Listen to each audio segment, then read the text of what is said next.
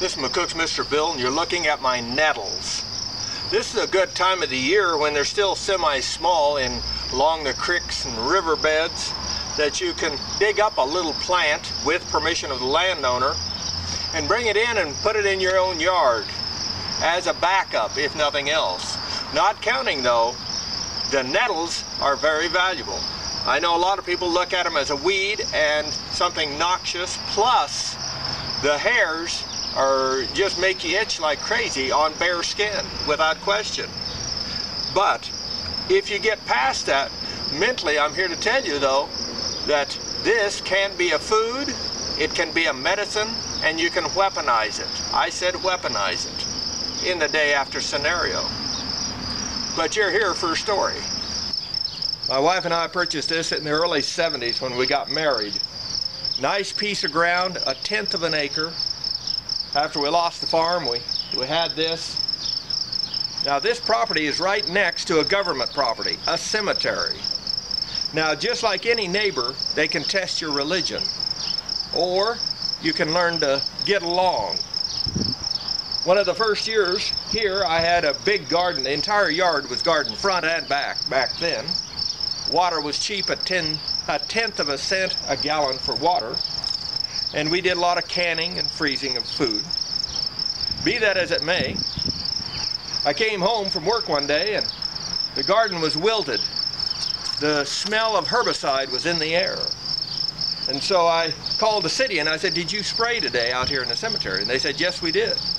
And they directed me to the parks director, and he was quite snooty to me, denied it harming any of my garden, and said, "It's your land, it's your problem." Well, I let it go for the rest of that day then, but by the next day my garden was dying, not just wilted, but dying. So I decided, instead of jumping and going through the entire chain of command, one step at a time, I called the city attorney.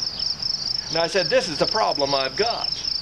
And he said, "I'll come over and look." And he was nice enough to do that.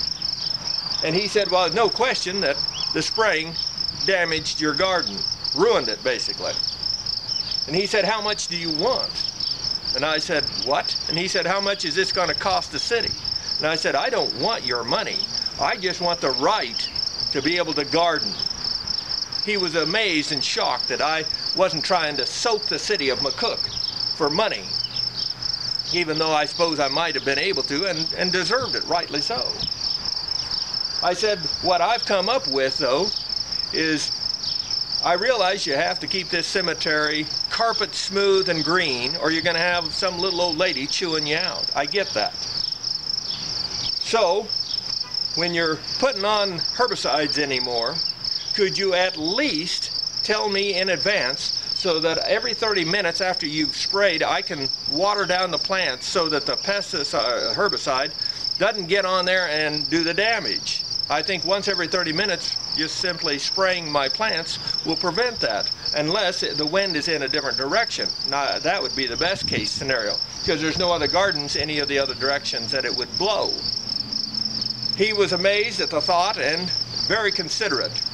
And so the agreement was reached, verbal though it only be. And I wondered how long it would be remembered. But in fact, for the next 41 years, that's what we do. And we have people come through here, when they're going to spray, they tell Mr. Bill, "We're going to spray," so that I can get out my hoses and water down after they've sprayed if the wind is in my direction. I've always said government is not your friend, but they don't have to be your enemy either. And making an enemy for a lifetime, and especially if it's government, is not a winnable war. You rate this film, I hope you have a good year, and be planting different things, including some wild plants, because the medical care of today may be gone, and any day after scenario, medical plants, food plants, and even weaponsized plants may well be worth your life. Rate this film.